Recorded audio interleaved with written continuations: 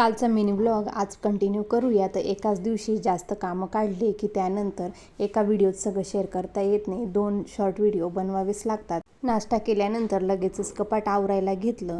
माझं कपाट तसं बऱ्याच वेळा नीटनेटकंच असतं, अस्ताव्यस्त होत नाही. थोडेफार चेंजेस केले की ते व्यवस्थित रुटीनमध्ये येतं. तर मी कपाट व्यवस्थित आवरून घेतलं आणि त्यानंतर किराणा आणलेला होता तो लावून घ्यायचा होता. जोपर्यंत किराण्यातील या वस्तू ज्या त्या डब्यामध्ये जात नाही तोपर्यंत इथला पसारा काही कमी होत नाही, कारण की त्याच बॅग आणि तोच पसारा. नंतर मला गावालाही निघायचं आहे, माहेरी जायचं आहे, त्यामुळे साईडला बॅगसुद्धा काढून ठेवली आहे, पॅकसुद्धा करायची आहे. तर सगळा किराणा काढून घेतला आणि तो आता डब्यांमध्ये भरून घेत आहे. त्यानंतर माझं अर्धं काम झाल्यासारखंच वाटतं आहे. गावाला जायच्या आधी तर फ्रीज क्लीन करायचाच होता, परंतु त्याआधी मी सगळं हॉल, किचन सगळं व्यवस्थित नीटनेटकं आवरून घेतलं आणि मग मी एक्स्ट्रा काम करायला घेतलं. तर आता मला फ्रीज आवरून घ्यायचं आहे.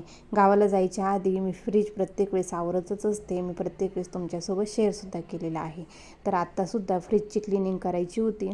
तर बाकी वस्तूंप्रमाणेच माझं फ्रीजसुद्धा खूप जास्त घाण नव्हतं, म्हणून खूप शॉर्टली क्लिनिंग करायची होती, परंतु सगळा सामान मी आधी बाहेर काढून घेतला. सगळं फ्रीज रिकामं केल्यानंतर आपल्याला क्लिनिंगही खूप इझी होऊन जाते. आणि आपली स्प्रे बॉटल, तर स्प्रे बॉटलच्या मदतीने लगेचच कोणतेही छोटे मोठे डाग लगेचच निघून जात असतात. तर मी स्प्रे बॉटलमधलं पाणी कसं रेडी करत असते हे सुद्धा मी याआधी तुमच्यासोबत शेअर केलेलंच आहे.